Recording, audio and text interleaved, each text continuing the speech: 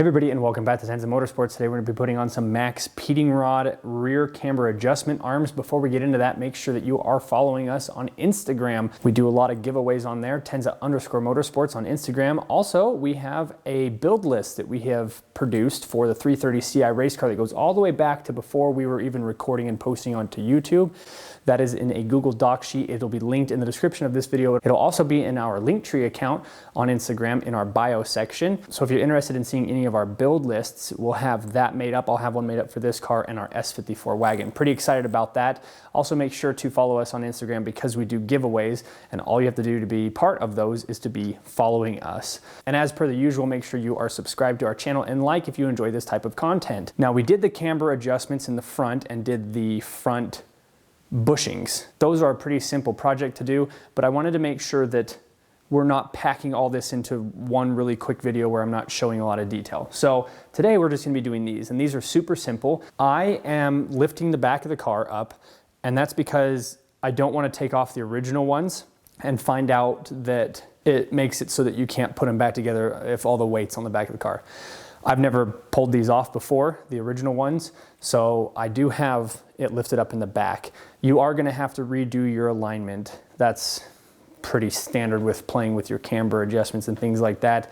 And this car already needs it. I don't know how I did it, but this is the second car where I have replaced the tie rod ends and made sure they were exact same length, and the wheels are all towed out anyway. So it's not a big deal, but you are gonna want to get this aligned once you're done doing these projects. Now, one other thing before we get these installed is if you use code TENZA and use the link in the description below, you can get 10% off your Maxpeedingrod order. It's pretty cool. So if you're interested in a set like this, I'll also have this link in the description below. These have been really easy to install. We will be road testing these as soon as it warms up. The car is a tune and a fuel cell away from running. So we're getting really close here.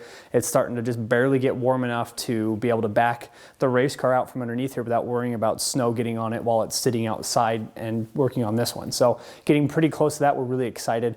Let's get this project moving. All right, so here is the arm that we're gonna be replacing, the OEM one.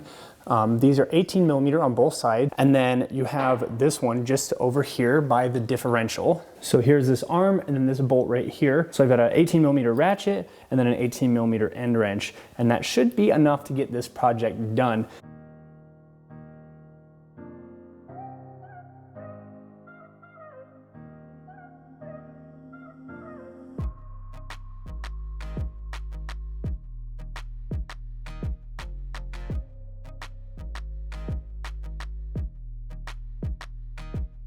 All right, so here's the old one off, and it's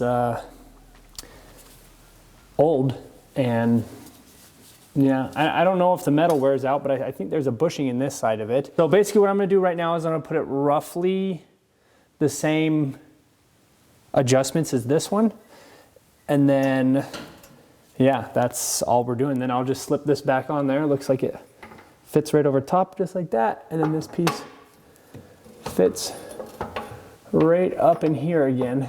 Not too crazy, but I'm gonna get this ready to go, get it put back together, and that'll be it.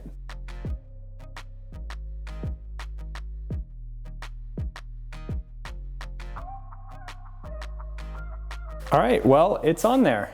It's different than the original one, where it doesn't use any of the original adjustments on it. It makes sense because you control everything using this adjustment here in the middle. So kind of interesting. I'm hoping that this gives the car a lot more adjustment. Let's get the other side done and wrap this video up.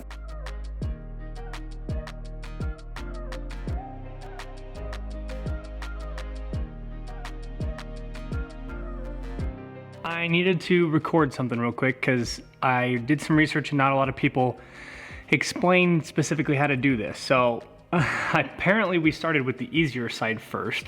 Let me get some light on there. That bolt right there, when that one comes out, it'll just barely squeak past that boot.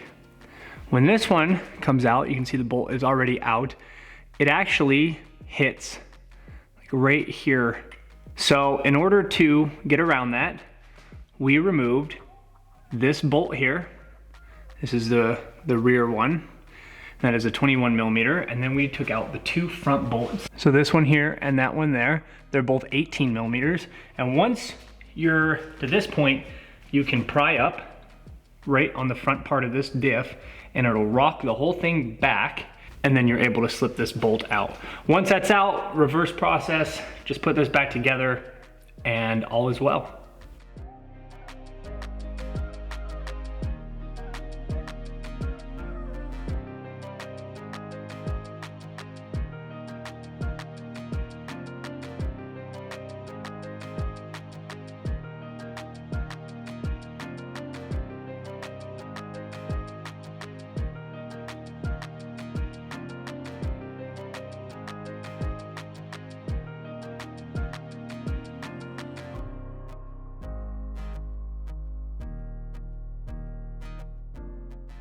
Well, there you have it. I really wish I would have done the one side and then talked about it, because I kind of went into this completely blind. That's normally how I do my content. I'll basically put a time lapse on, put one side on, and then I kind of know what's going on when I do the other side and walk you through it. So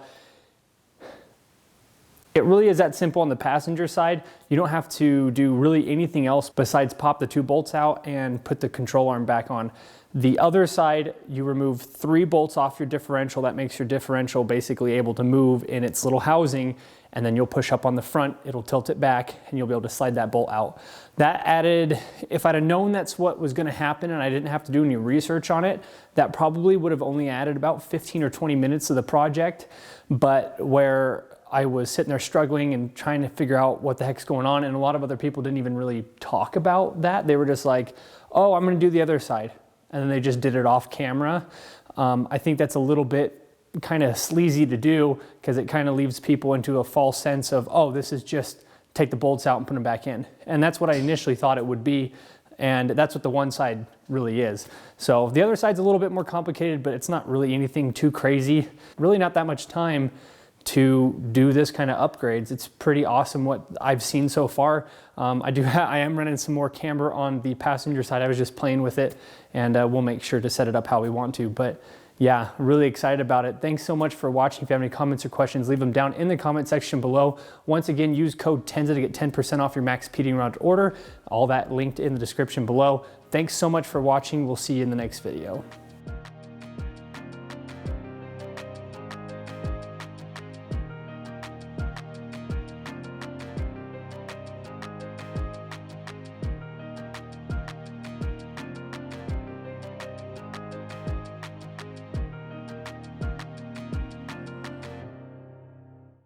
Bam!